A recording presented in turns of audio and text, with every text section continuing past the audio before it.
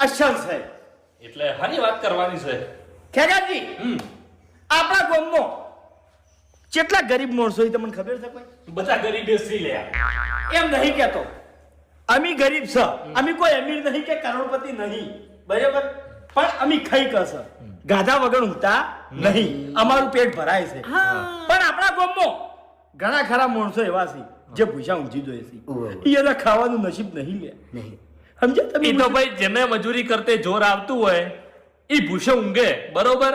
અને જે મજૂરી કરતો હોય ઈ ધરાઈ ખાઈ કે. મજૂરી કરવી છે યાર, યાર મજૂરી કરવી છે, ધંધો કરવો છે, પણ મજૂરી મળતી નહીં. ખેગાજી, એવા માણસોની અમે વાયકણ વાત લઈને આયા છે કે મેં અને ફૂમદઈએ નક્કી કર્યું છે કે આપણા ગામમાં જેટલા ગરીબ માણસો છે ગાધા વગર ઊંઘી જોઈએ છે, એ માણસો ગાધા વગર ઊંઘવા દેવા નહીં.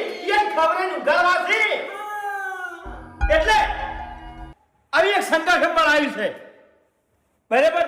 અને એ સંગઠનમાં તમારે અમારે હંગાત રહેવાનું છે. સમજ્યા તમે? એટલે ફૂલની તો ફૂલની પોખડી, તમારાથી જે સહાય થાય, જે તમારે ટેકો થાય એ તમે કરી શકો. કહું આપણે મારી વાત, આપણે બાજુની હોટલીમાં એક ભાજ્યો રહે છે, બરાબર? એને એક નાનો છોકરો છે. એ બે જણા ખાવા પીવાની રાડ કરતા હતા. એના પાસે ખાવાનું કોઈ હતું નહીં. એનો બાપ કે હું ચો મજૂરી જઉં, શું કરું, ચોથી રૂપિયા લાવું, તને શું ખવડાવું? આ બધું અમે વાપરી ગયા. તે હરિજીન બે જણાને 5 ડઝન કેળા આલ્યા. કેટલા?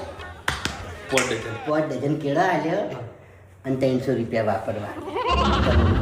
એટલેથી કિંમત વધી ગઈ, કેળા વધી ગયા. વાહ ભાઈ વાહ. એટલેથી અમને વિચાર આવ્યો કે આપણા ગામમાં આવા ગરીબો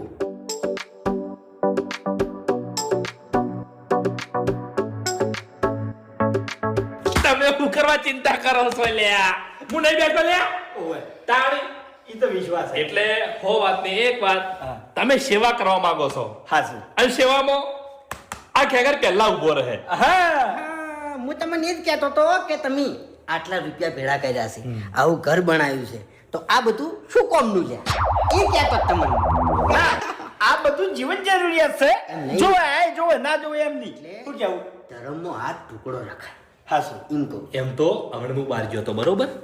મારા અંગત રખાઈ હતા. હા અમે બજારમાંથી આવતા હતા ને, એટલે એક ભિખારી મારા જોડે આવ્યો અને મને કીધું કે મારે મા બાપ નહીં, મારો કોઈ આધાર નહીં. હરીભાઈ, મને બહુ જીવ બળ્યો હો. ગળાની શોગન 500 રૂપિયા કાઢીને આલી દીધા.